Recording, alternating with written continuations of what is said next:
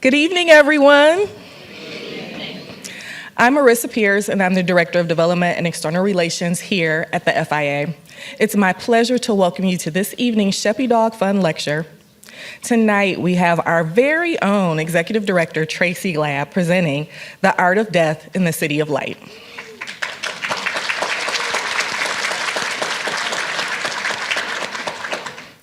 The Sheppy Dog Fund lecture series was established in 2012 by Dr. Alan Klein to address the topics of art, religion, and history. Thank you, Alan, for continuing to bring these wonderful lectures to the FIA.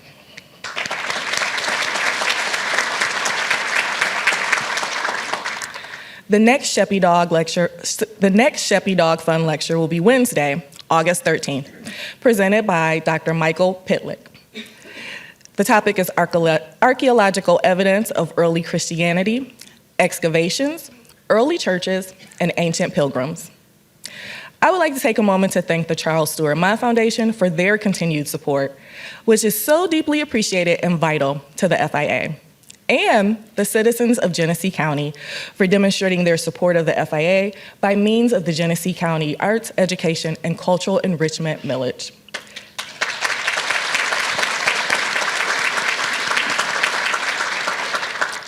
The millage provides free entry to the FIA for Genesee County residents 7 days a week. I would also like to thank Huntington Bank for presenting Huntington Free Saturdays, which allows everyone beyond the county to have free entry on Saturdays.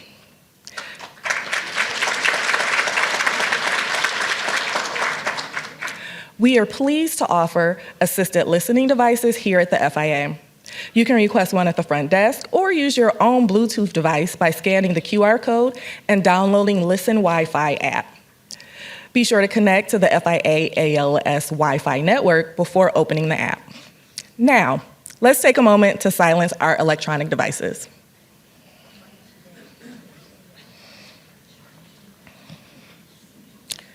Tracee Glab has been the Executive Director of the Flint Institute of Arts Museum and Art School since 2022. In her previous role as Curator of Collections and Exhibitions, she oversaw more than 100 exhibitions. Glab is the author of Director's Choice and has managed 18 publications. This will be Glab's fourth Sheppy Dog Fund lecture, previously covering such diverse subjects as ancient mosaics in Israel, death symbolism in art, and most recently, crimes of passion and art therapy. Prior to her role at the FIA, she worked for 10 years at the Detroit Institute of Arts. Glab earned her MA in Art History from Wayne State University and BA in Art History from the University of Michigan-Dearborn. Everyone, please join me in a warm welcome for Tracee Glab.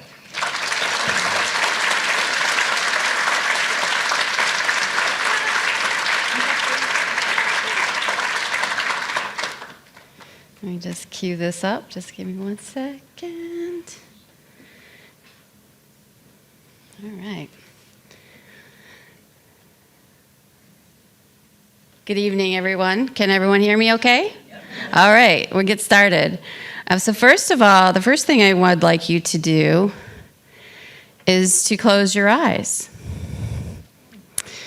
Now, when your eyes closed, what is the first thing that you think of when you think of Paris?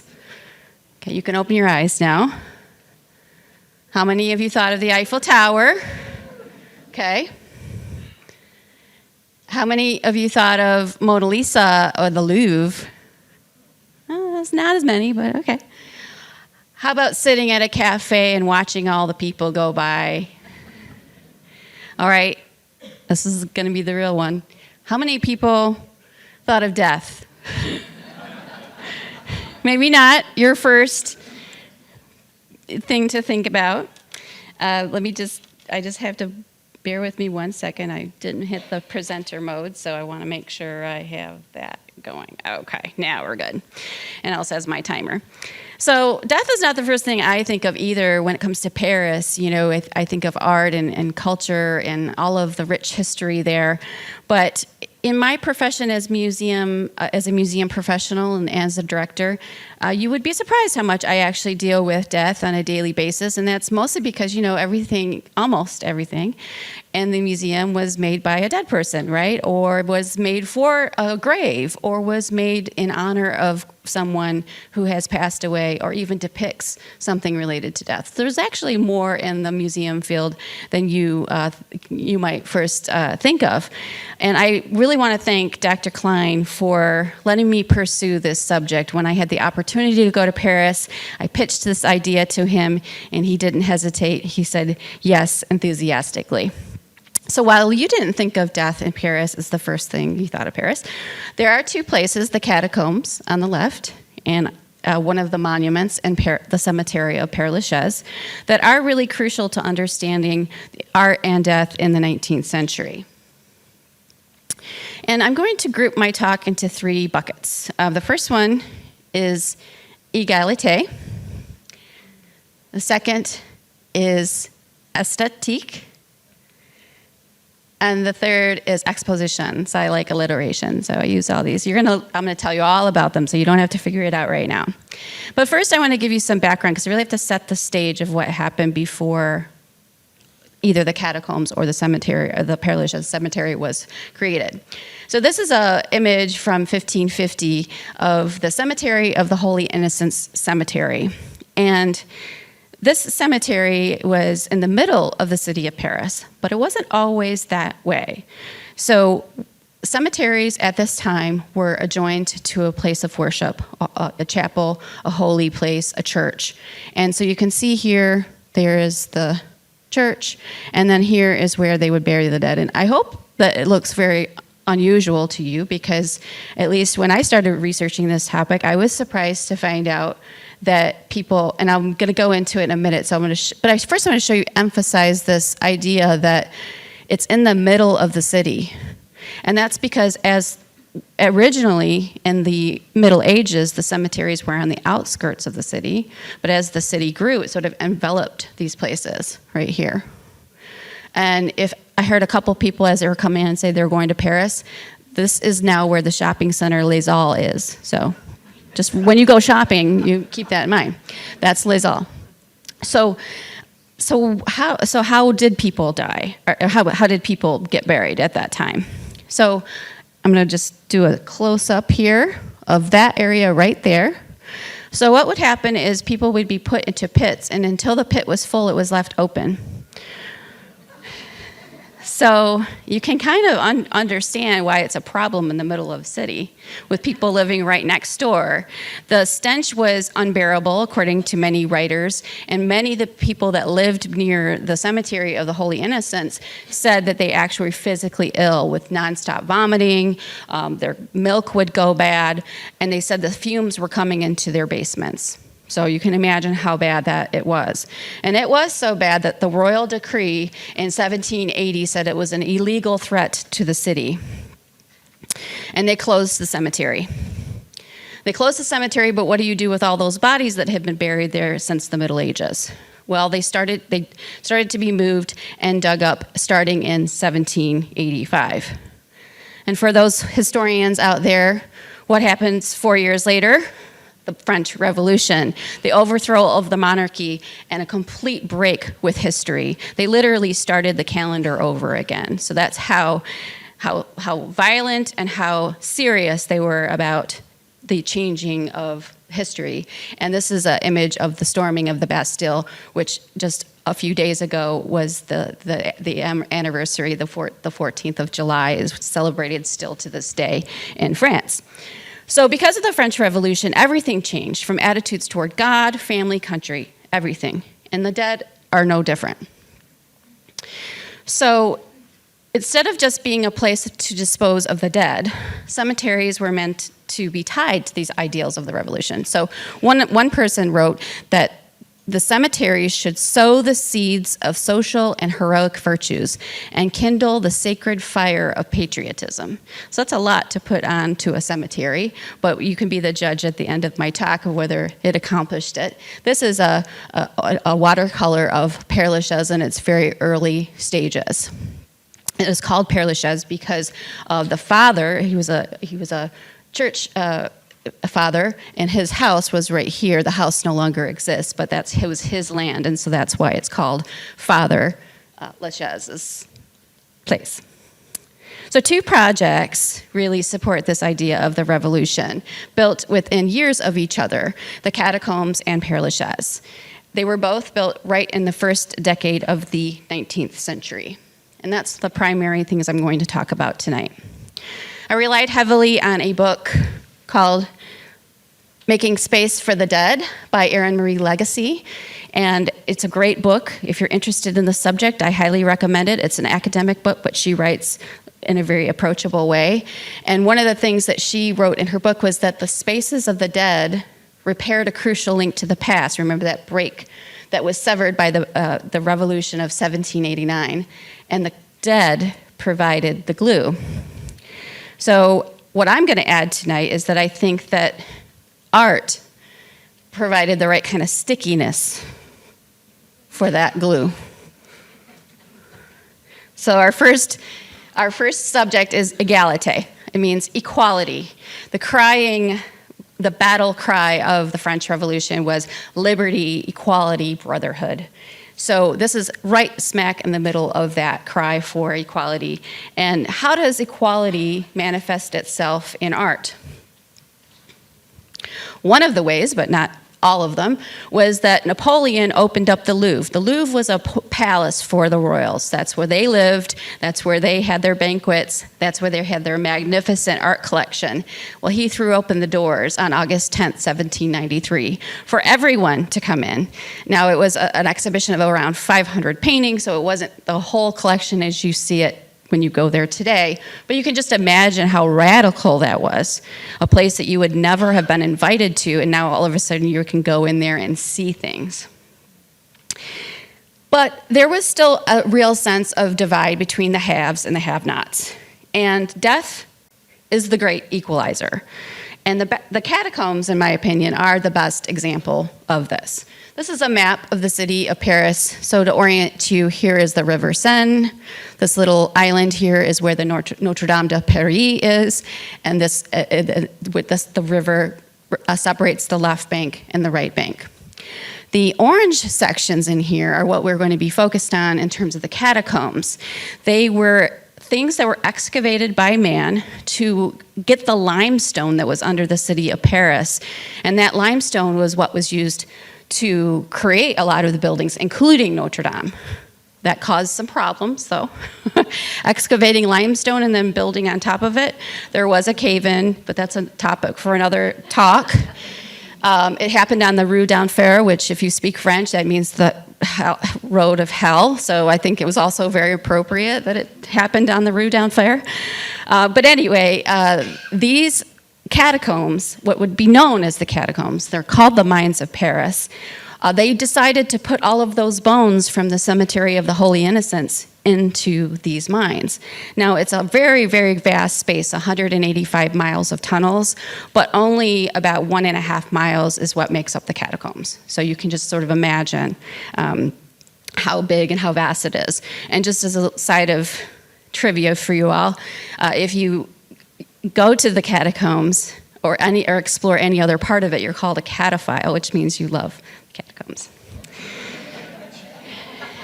So, this illustration from around the early 19th century shows this midst of taking the bones there.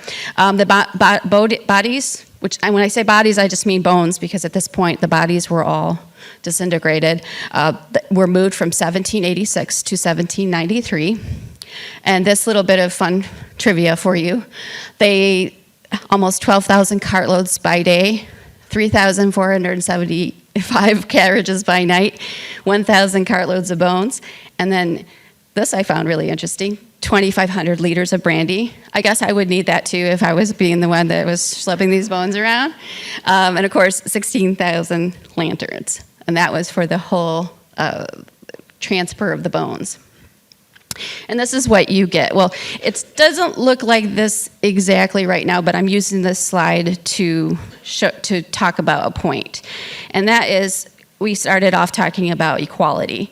And without any grave marker or any distinguishing feature, this is the most equal you can get in death, because all it is, you don't know who it is, you don't know if they were a prince or a pauper, you have no idea.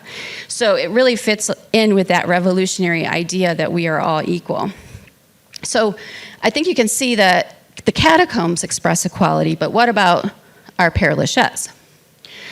So it was established in 1804 by Napoleon, and it really reflected a changed mindset. For one thing, he said that every citizen had the right to be buried regardless of race or religion. And that's really revolutionary, because at this time that there would be much more of a segregated attitude toward death and being buried.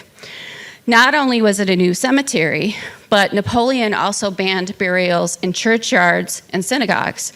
So that meant burials of Catholics, Protestants, Jews, Muslims, and atheists could all be buried in one place. And this was 1804, so it was quite a revolutionary idea. The Jewish section was created in 1810 and includes some of these following notable burials: the banker family, the Rothschilds on the left. In the middle, Lazare Isidore, who was a chief rabbi in Paris, as well as the painter Camille Pissarro is also buried in the Jewish section. Now the sections are more integrated, but you don't have to be buried in that section anymore if you're Jewish. It's just that's the way it was in the early 19th century. In 1856, when one of the members of the Ottoman Empire embassy died in Paris, the Muslim enclosure was created, including a small mosque. I'm showing you the mosque with a postcard from 1910 because it no longer exists. It was not taken care of, so it fell apart. Another revolutionary idea was the person who designed Père Lachaise, Brongniart. This is his sketch of what Père Lachaise would look like. The gates as they are today are similar to this, and you're going to see a slide in a few minutes what it looks like. But what never materialized is this pyramid, and what a shame, because I would have loved to see it. The pyramid was meant to house funerals of all faiths.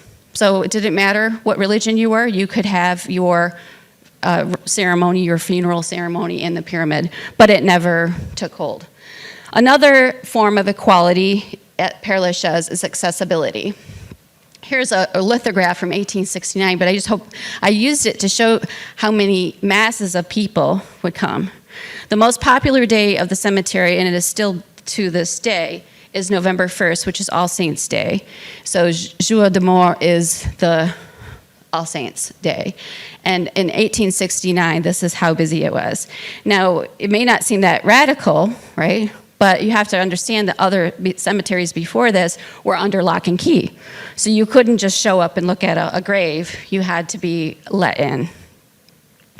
And the cemetery wasn't just for grieving families. The monuments were part of the attraction, which leads me to my next section, esthétique, which is a fancy word French for aesthetic, which is a fancy word for appreciation of beauty, or you're concerned with beauty. Aesthetic means you're concerned with beauty.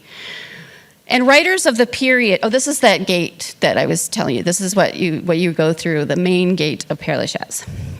Writers of the period said that spaces for the dead needed to be beautiful, inspiring, and welcoming. And I think Père Lachaise fits all of those things. But it's really, I have to, again, set the stage for you, the opposite of what came before. This is a reproduction of the charnel house. You can see where the bones are up here in the attic space. And they had this ambulatory space, almost like a cloister, with murals right here. And this was right next to the Cemetery of the Holy Innocents, and it depicts, and in a second I'm going to show you something of better detail. It depicts the danse macabre, which means the dance of death. This was a very popular thing in the Middle Ages. It was called Memento Mori. You remember you shall die.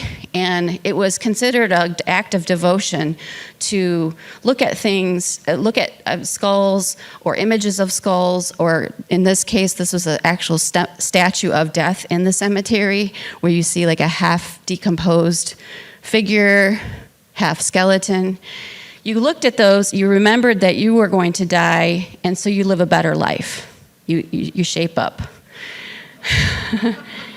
And this is this is a reproduction, or this is actually not a reproduction, this is an original drawing of the Danse Macabre. But remember, it would have been life size. So this actually is about this big. I saw it when I went to Basel, Switzerland.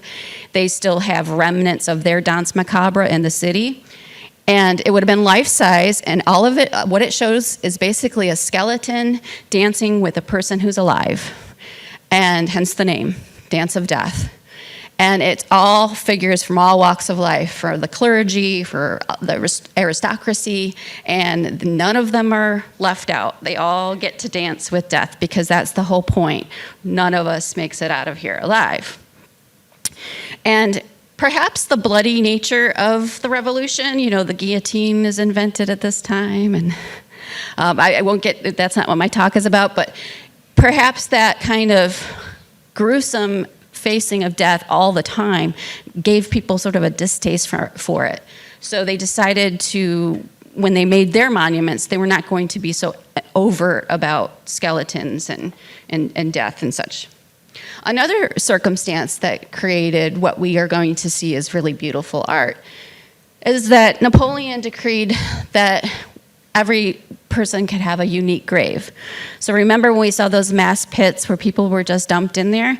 Again, think of how revolutionary that idea is, that you can now have your own grave with your name on it. And in addition to that, at Père Lachaise, you can have what's called a perpetual concession. And often, I took a photo of this because it's right on the front, but often they're on the side or the back. And basically what it means is that you have that spot in Père Lachaise forever, or because they have to have a little clause there, as long as you have a family member to tend it. So it can end technically. But it was 100 francs per square meter with a 2 square meter minimum, and you could buy that and have your perpetual concession. So out of these two circumstances, we want beautiful things for death, and we also want to have a unique grave. We start to see what is going to be an amazing works of art in Père Lachaise. The very first monument was the funeral chapel for the Greffoy family, designed by the same architect of Père Lachaise, Brongniart, in 1810. And here's a print depicting that shortly after. I like this print because it shows you the city of Paris. Père Lachaise is up on a hill. So when you're up there, you can sort of look down at the city. The Eiffel Tower is not there yet, but you can technically see it from this vantage point. And how the artist connected to the past. Remember the early thing I said about the dead time, making that break, repairing that break with the past, is using architectural vernacular that really makes the past come to life. So in this case, the Gothic Revival has the pointed arches, just like in Notre Dame, stained glass, vertical emphasis, and the trefoil tracery. So this idea that in death we have this connection to something that is a sacred and very important architecture. And of course, the other thing that happened in the late 18th century was in 1798, Napoleon invaded Egypt. But it wasn't just a military campaign, although I'm sure that was the primary purpose. But he brought scientists, artists, and scholars with him, a whole team. And when they came with him, they made sketches and created artwork and studied the flora and the fauna. And when they came back to Paris and France, they brought this visual vernacular with them. So you see the Egyptian revival tombs in Père Lachaise quite a bit. And that some of the features of that is the tapered entry or tapered columns, the cavetto cornice, the lotus flower, and the sun disk. In this case, this particular monument on the right is looking right straight at it, and then the other one is an angle, is for Gaspard Monge, and he was the president of the Egyptian Commission and a very strong supporter of the revolution. He was so important. His bones were actually transferred to the Pantheon, so he's not actually there anymore, but his tomb is. So, and he's one of the 72 names on the Eiffel Tower. And then not everybody in Père Lachaise makes the history books, so I wanted to bring in this sweet but melancholic story. This is actually the tallest monument in Père Lachaise. It's an obelisk, and it was erected by Francois Gimond, who was a banker from Grenoble. And sadly, both his children and his daughter predeceased him by quite a few years. You can see he died in 1845, but his son, Horace, 1819, Cornelie, 1822, and this is the actual portrait of her, which is, again, very rare to have a woman called out in such a masculine, male-dominated world, and it wasn't like she was known for anything, he just loved her so much. And then, of course, his wife, Catherine. And on the inscription in French is, "This tomb, unfortunately, contains the three objects which brought happiness to a father and husband." It's quite a sweet but sad story. Other visual vernacular that was popular in Paris at the time was neoclassicism. And this drives out of the Enlightenment, and they look to the past and the ancient philosophers and even ancient Greece and Rome as being the pinnacle of rationalism and ideals, and it really just fit in with what the revolution wanted to promote. And things like columns of all sorts you find in Père Lachaise between Doric or Corinthian or all different orders. The pediment, of course, is predominant. And then references to classical architecture, like you see in this arch this way. And the biggest one, and the biggest monument in Père Lachaise is Adolphe Thiers. He was a president of France from 1871 to 1873. He supported the revolution and opposed the return of the monarchy. France has a very complicated history, and this is no different. In 1871, there was an uprising called the Paris Commune, and he ordered the communards to be shot, which in Père Lachaise, there's a wall that's where it took place. So he's not really a big hero in Paris right now. As a matter of fact, our tour guide just sort of totally skipped over this monument. And I'm like, "What's that?" And he's like, "Well, it's nothing." Yeah, don't look over there. But I had to show it to you because it's art. Other ways that they incorporated the past with their sculptures is actually imitating ancient sculptures. So in the case on the right, that's a a monument erected in 1836, but it's hearkening back to something from the 4th century BC, which is a funerary stele who these monuments would show is the living course, or it's not worshiping, but it's a sort of ancestor worship of the dead. Venerating the dead is what I guess the best word I can say. And in this case, the person who lies in state is that person, and then he has two figures here who are the living having a dialogue with him. And then sometimes they literally brought the past back. So this person, the Baron de Saint Vincent, he brought back works when he went to Greece in the early 1800s. And so this part of the sculpture of the monument here, and then the back is all stones he literally brought back from somewhere else. And scholars have determined that it was a woman from Chios that he stole. I don't really know how he got it, but it doesn't seem right. And then it was also a fitting tribute for historians. So Jules Michelet is a historian, and he actually died in 1874, but he wasn't buried in Père Lachaise. His wife got him relocated to Père Lachaise and did a public campaign to raise money for his monument, which is pretty great. And again, it has all of those classical things that we were just talking about, and definitely evoking that public or that past.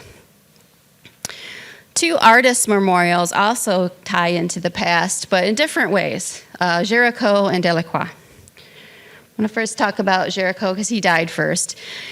This monument, with him reclining, oops, I gave it away. With him reclining on the top there with his palette and his brushes, he was a painter, and it looks like we just sort of caught him in an afternoon of repose after he's had a long day of painting. But it actually has roots in ancient art, which is the Etruscan style of tombs, where they would show people reclining on the sarcophagus as if they were just having a nice meal or chatting with each other. And so that relationship is there, that kind of relaxed pose.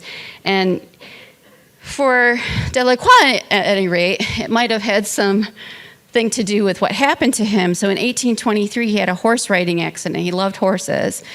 And he was confined to bed and eventually died a year later. So he literally was laying around for about a year, sadly, because of the horse accident. But what's interesting about his monument is in bronze low relief sculpture, here, and on the other side, is a recreation of three of his most famous paintings that are reproduced here. So this one is right here. This is the one on the other side you can't see. And the Raft of the Medusa is reproduced right here. All of those are in the Louvre, so if you're headed to Paris, you can check it out. They're huge, though. They're not that size. They're monumental size. And what's interesting about the story of how this particular monument came to be was that there was an artist doing another monument in Père Lachaise, and he was on the hunt looking for Delacroix's grave, and he couldn't find it because there was no monument. He didn't even have a headstone. So he thought, we've got to fix that. This is a very famous, important artist, and so working with other artists, they put out a call for entries. They got people to submit their designs. Eventually, he was picked, Antoine Etix, and 17 years after his death, he finally had his due, and this was erected. Perhaps because of that, Delacroix didn't want to leave anything to chance, and he actually put in his will that in the tomb, my tomb will be in the cemetery of Père Lachaise on the Heights, in a place somewhat removed. It's not that way now because he didn't, he couldn't buy it all. There would be neither emblem, bust, nor statue. My tomb will be copied very exactly from antiquity, with very pronounced swellings, contrary to everything that's done in architecture. And here's what he was referring to. This is an actual ancient sarcophagus that is now in one of the Vatican museums, and it's of the Roman statesman and general Lucius Cornelius Scipio Barbatus. So he had that copied exactly.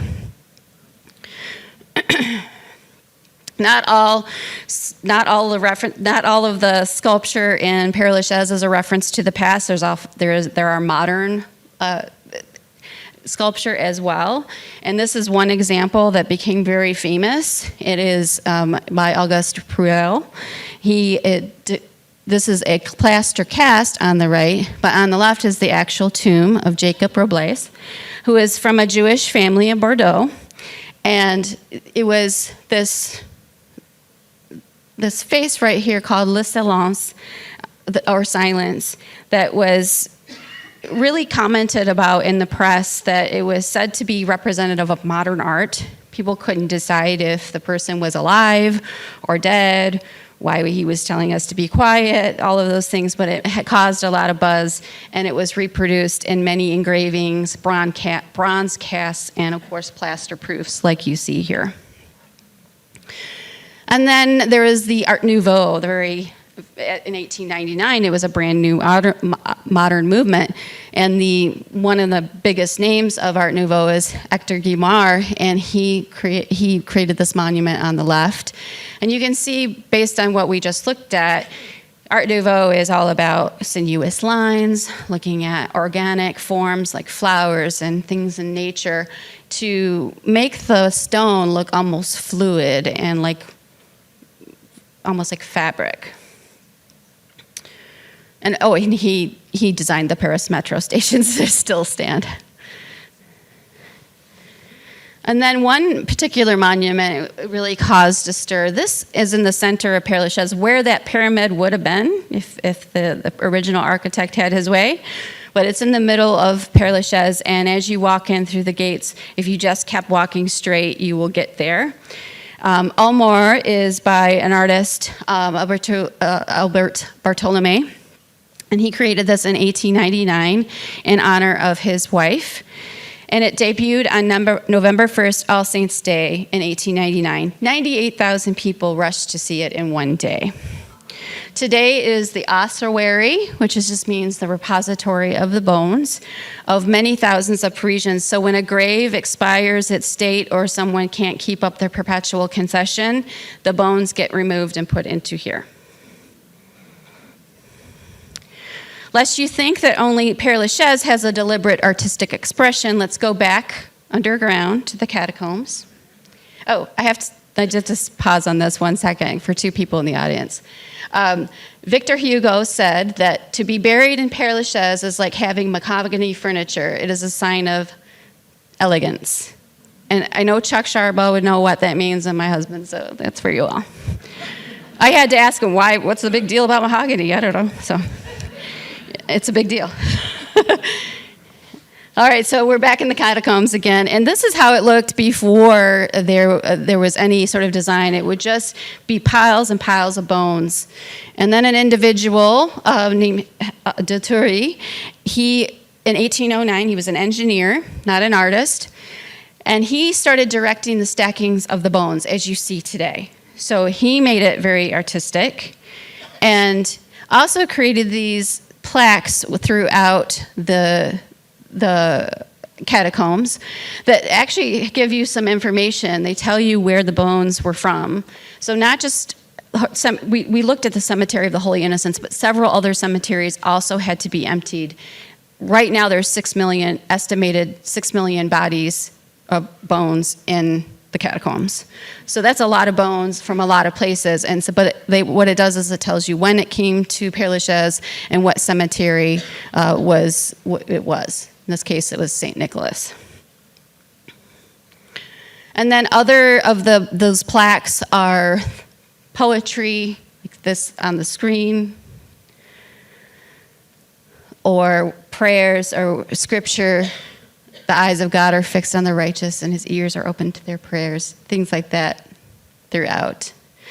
And there was other design elements that sort of mimic both the Egyptian revival and the neoclassical we talked about. So this obelisk shape, almost looking like a column, and then the way the doorways are framed.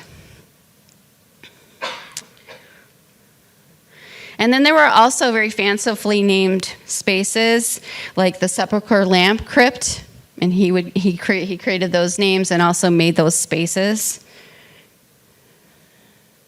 Leading one writer to say, "A fondness for pretty things must be so powerful in Paris to have penetrated all the way to the catacombs." So now we're going to look at our final category, exposition. That means exhibition. And I liked this term because, again, I could keep all E's. But it also, to me, means spectacle. So we've talked about why people were using the art of death to repair the break with the past. But why? How do you get people there? Like, what makes people want to go see what you're doing? And I think that what you're about to see, you'll understand why. So this is a reproduction, it actually is a period piece of showing people visit the catacombs. So this is really how people would encounter the catacombs. And Parisians knew all about this underground realm way before the catacombs existed. And from the 13th to the 18th century, there was a reputation that the catacombs would harbor dangerous types. So thieves and smugglers would hang out there, and even the devil himself was known to walk the catacombs. And this seedy reputation, of course, just made people more curious, like, oh, I want to go down there. And to enter it, they had to write a letter to the General Inspector of Mines and to request a ticket, and boy, did they request tickets. I think it's a reflection of the 19th century interest in the macabre, horror stories, Gothic novels. They really enjoyed being scared. And descending down 131 steps, the catacombs were like a real-life Gothic adventure. With only candlelight, so you have to sort of put yourself in their steps, and the black line on the ceiling is where it would tell you where to go. So there's no other signage but this black line. Can you imagine the chill that would race down your spine when you read the plaque above the doorway to the entrance to the catacombs that said, "Stop, this is the Empire of Death"? But most people didn't stop. They kept going. And they actually had a catacombs guest book where people could write how they felt afterward. So from 1809 to 1813, they kept this book. And most of the sentiments in the book are, here one can learn to live. So it goes back to that whole memento mori idea, like you're going to be a better person when you come out. Some people called it a beautiful horror, so there's that. And then others, like the photographer, actually this is not the photographer. I love this quote though. "A secret horror seizes you. You flee, but in vain. The terrible spectacle of the catacombs accompanies you. It pursues you. And for days you see nothing in front of you but the hideous skeletons who seem jealous of your existence and endeavor to tear it from you." So, again, that thrill, that horror thrill seeking. Here we go. Now we're talking about the photographer. So this is photos done in 1861 by an artist known as Nadar, and the light levels were so low down there he had to experiment for 3 months in there to get the right levels in order to capture the images. So he's down there 3 months. So now this is what he says about the catacombs. "One of the places that everyone wants to see and no one wants to see again."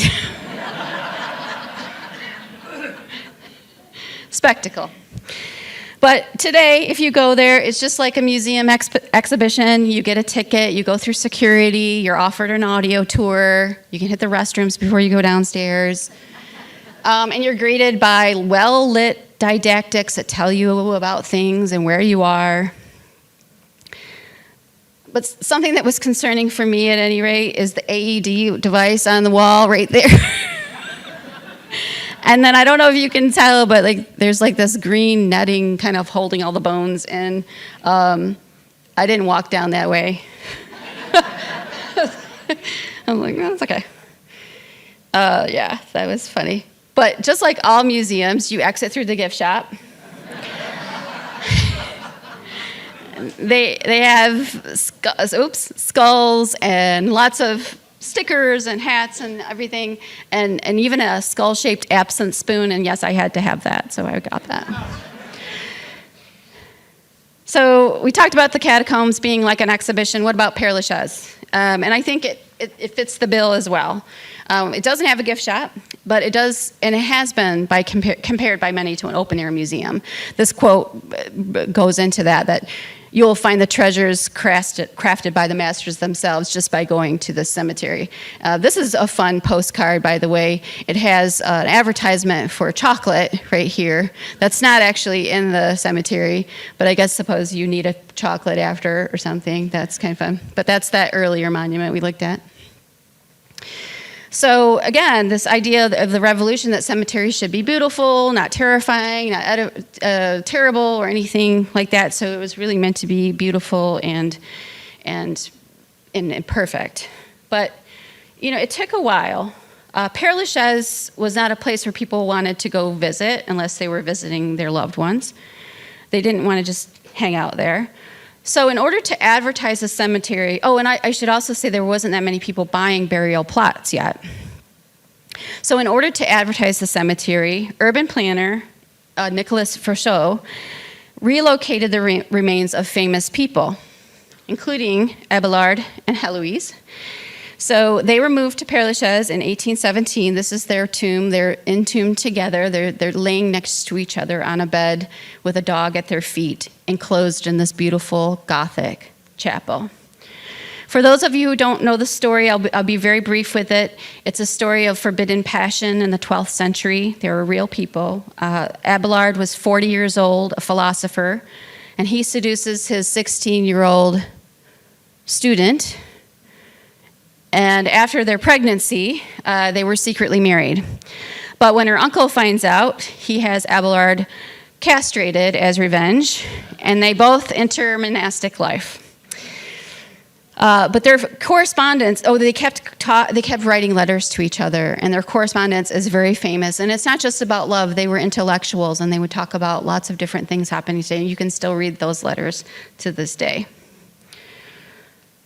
So as I mentioned, this is a Gothic revival architecture, but actually some of the pieces of this monument were taken from medieval architecture, churches and chapels. So some of it is new and some of it is old. Mark Twain was a visitor to Père Lachaise about 50 years after this was moved here, and he talked about its effect on people, this particular monument. He said, "Go when you will find somebody snuffling over that tomb. Go when you will find it furnished with those bouquets and immortelles. Go when you will find a graveltain from Versailles arriving to supply the deficiencies caused by memento cabbaging vandals whose affections have miscarried." So it sounds like they had to put the fence up because people were trying to take stuff from the monument. Other notables that were relocated here were Jean de La Fontaine, a famous writer, and also Molière, a playwright. I just like their quotes here. "Death never takes the wise man by surprise. He's always ready to go." And then, "I prefer pleasant vice to an annoying virtue." And they're both buried next to each other in this enclosed space. So the marketing campaign worked. They went from 13 plots in 1804 to more than 30,000 in 1830.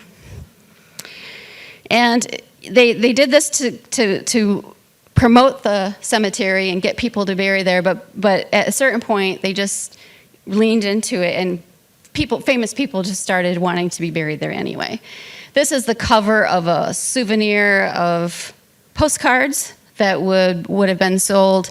These are just all images of the different monuments. We looked at that one, we looked at that one. So all these different ones that were famous at the time, including the mosque in the Muslim section. And it really became a place that people wanted to be buried. And when we started the music before, when you were all sitting here, I carefully selected that playlist because it was Chopin, who's buried in Père Lachaise, and Edith Piaf, also buried in Père Lachaise. And these are photos I took. You can see how people still come to them and want to pay their respects to these two famous musicians. Chopin, interestingly, his heart was buried in Poland because he said he wanted his heart in Poland, so his heart's not there. And of course, Edith Piaf is famous for being the sound of France, singing such classes as like Olivier and Rose. But if you Google her, for those of you who don't know, it'll sound immediately like French music. And then other notable graves are actors. So Sarah Bernhardt was a famous actress in the late 19th and early 20th century, and she is buried there. She actually designed her own tomb. And then Marcel Marceau, the famous mime, who is also buried there. I don't know, people like his grave as much. And then writers, lots of famous writers in Père Lachaise. The American expatriate Gertrude Stein, who is famous for her salon and being friends with Picasso and Ernest Hemingway and all of the famous modernist Matisse of the day and collecting their art. But she was also a writer and of her own note, and she is buried there. And then Oscar Wilde, Irish writer, famous for the picture of Dorian Gray. He was imprisoned in England in the late 19th century for his homosexuality. He later, after he was released, fled to France and never returned to Ireland or any part of the British Isles. And he died in Paris. And it's his tomb that is my segue to talk about some of the weird things that people do in Père Lachaise. So the monument itself was designed by American-born artist Jacob Epstein. It was not well received when it was unveiled in 1909. It was called bizarre, unattractive, and of dubious taste by the members of the Ethics and Aesthetics Committee. It had prominent male parts at one time, right there, but they were condemned as indecent. There's a rumor, but it's never been confirmed, that 2 English women removed the testicles, but again, it's never been confirmed and they've never been found. At one point, the French police covered it with a tarp. This was before the vandalism took place. But the reaction of the Wilde's monument subsequently was that women would put on red lipstick and kiss it anywhere they could find a place to kiss it. And of course, the oils in the lipstick were actually causing the monument to erode. So they undertook a campaign to clean it. So this is what it looks like today. It's cleaned. They put this plexiglass barrier that, yes, people are still kissing. You can kind of see the lip prints there. But at least they're not getting close to the monument anymore. This is not the only tomb that has been the subject of amorous affection. Victor Noir is a French journalist who was shot and killed by Prince Pierre Bonaparte. His pose in this image is actually what was published in the press. He's literally laying down like he was just shot. And he was a symbol of opposition of the imperial regime, so he became a local hero. But it was a certain well-endowed body part on his tomb that became a fertility symbol. The belief is that if you rub it, you will get pregnant or get a husband within a year. And I'm not going to use the laser pointer because you can just see where it's happening. And then, of course, I would be remiss to not talk about Jim Morrison, the lead singer of The Doors, who lived his final days and died in Paris in 1971. He was found dead in his bathtub, but no autopsy was performed, but the likely cause of death is overdose. His grave has become a pilgrimage site of such inappropriate, unrestrained revelry that a protective fence has had to be put there in 2004. And in the latest, I don't have a photo of it, but in the latest trend, people actually put glue on a tree. I mean, not glue, gum on a tree. And they have put a protective bamboo sheath over the tree now, so the gum is going on the bamboo instead of on the tree. I don't get that, but that's it. And then it was made the recent headlines in just this past May. There used to be a bust on his tomb that was stolen in 1988. But it was not a part of the original tomb. It was made by an artist in 1981, so it was placed there 10 years after he had died. But it's recently been recovered by French police, but there's no word yet of whether they're putting it back there or not. In addition to the artistic appeal and popular residents, Père Lachaise was a site for tourists because it was designed as a public park rather than a grim place for the dead. So you can see with the trees, this is the shot of that overlooking Paris, because you're up so high, and you can just see the beauty of it. Many artists and architects from America visited and so inspired the whole rural cemetery movement in the United States, the earliest being Montmartre and Cambridge. It was called the Père Lachaise of America. And also our very own Glenwood in Flint, Michigan, that was opened in 1857, had that same feeling of being a park setting, having Gothic revival, architecture, neoclassicism, etc. There is even a curator of Père Lachaise. His title is Curator. That's him on the left. He just wrote a book called The Secret Life of a Cemetery. Again, I highly recommend it if you're interested. During the pandemic, he started an Instagram account, which is still going, where he takes photos of nature in Père Lachaise, which is very cute. He follows this family of foxes, and they're very cute to look at. But in the book, he reminds everybody that even though they get 3 million visitors a year, I said 3 million. He reminds everyone that Père Lachaise is not a tourist site only. It's also a place of grief. It has 3,000 new occupants per year. Nearly 2,000 of those are cremated in the cemetery's crematorium. And this bronze sculpture, I just wanted to end with, just depicts a mourning woman at the grave of an artist named Paul Baudry. Reminds the viewer of grief, of losing a loved one, and as well as the thought process that we should all be thinking about when we're looking at these things, that it represents a life.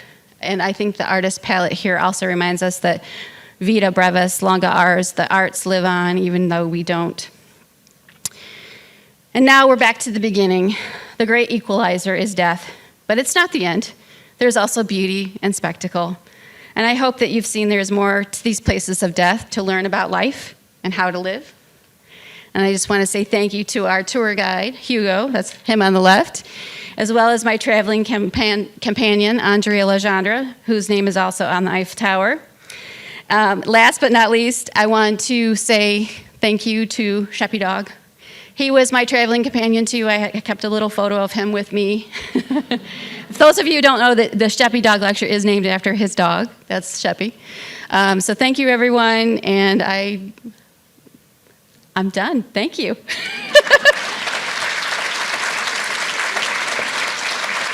I drink water.